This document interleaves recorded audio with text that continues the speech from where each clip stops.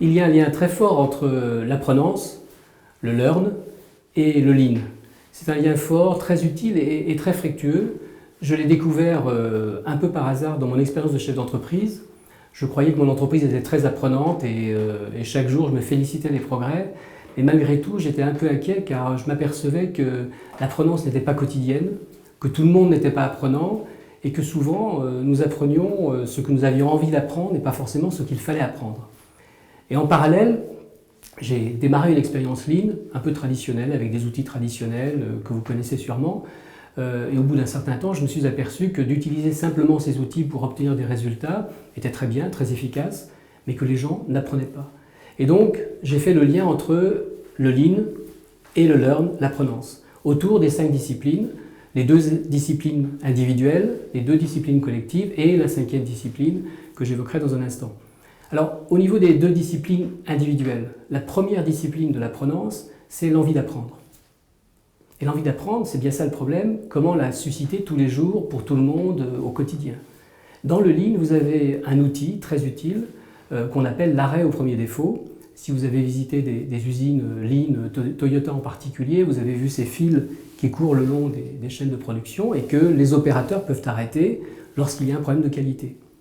Eh bien, ce problème de qualité, qui se passe tous les jours, c'est une opportunité d'apprendre pour tout le monde sur un sujet réel qui peut améliorer et changer la vie et de la personne qui travaille et du client in fine. Donc cette première discipline, la volonté d'apprendre, dans le Lean, c'est l'arrêt au premier défaut et de cette difficulté du problème de qualité, on peut faire une opportunité d'apprendre. C'est une découverte qui pour moi est peut-être la plus importante des découvertes du lien entre le Lean et le Learn.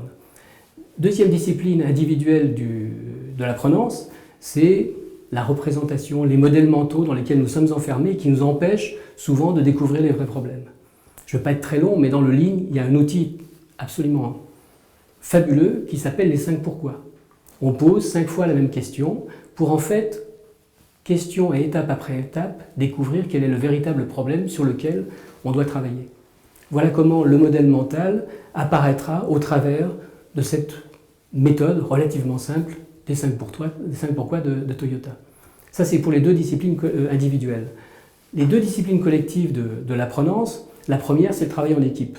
Vous avez une illustration fabuleuse dans le Lean, c'est ce qu'on appelle le Kaizen. Quand vous regardez un Kaizen fonctionner, c'est en fait une équipe apprenante qui s'est posé une question, qui va trouver la réponse, qui va mettre dans l'équipe apprenante un client, qui va mettre des candidates qui vont aider l'équipe à trouver la bonne question et ensuite travailler ensemble la résolution des problèmes. Et ça, c'est un véritable changement quand on arrive à mettre une équipe apprenante, mais véritablement apprenante, pas des gens qui ont envie de travailler ensemble et de se faire plaisir ensemble, mais des gens qui ont envie de trouver ensemble. Le Lean vient vraiment au secours de l'apprenance. Deuxième discipline collective de l'apprenance, c'est la vision partagée. On en parle beaucoup, mais dans une entreprise traditionnelle, qu'est-ce que c'est que la vision partagée? C'est souvent le patron qui envoie un message et qui demande à ses collaborateurs de bien vouloir le partager. Dans le Lean, j'ai découvert, souvent à mes dépens, parce que c'est difficile, que la véritable vision partagée, c'est celle que vous vivez sur le terrain. Quand vous allez sur le terrain, regardez comment les gens travaillent, les problèmes qu'ils rencontrent, et là, vous faites le va-et-vient entre la stratégie que vous avez en tête et puis la réalité que produit cette stratégie. Et à l'inverse, en utilisant l'analyse de l'observation de la réalité, vous pouvez en tirer des observations stratégiques ou des conséquences stratégiques intéressantes.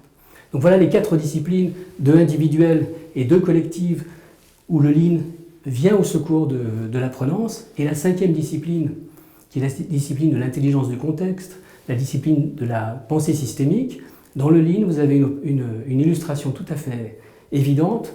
La première, c'est que c'est le client qui tire ou qui justifie l'ensemble de l'activité de l'entreprise. Donc le système, vous savez dans quelle direction il va aller. Et vous allez, par exemple par le Kanban, quand vous tirez les flux dans une entreprise, vous allez de proche en proche, de transaction en transaction, mettre en place un fil rouge qui va peu à peu agir sur le système. Donc voilà en quoi le Lean vient au secours de l'apprenance. L'apprenance, ce sont des disciplines individuelles et collectives. Et le Lean, en fait, vous fournit à chacun d'entre nous et à tous collectivement des outils pour travailler et en fait apprendre à apprendre, ce qui est le fond et du Lean et du Learn.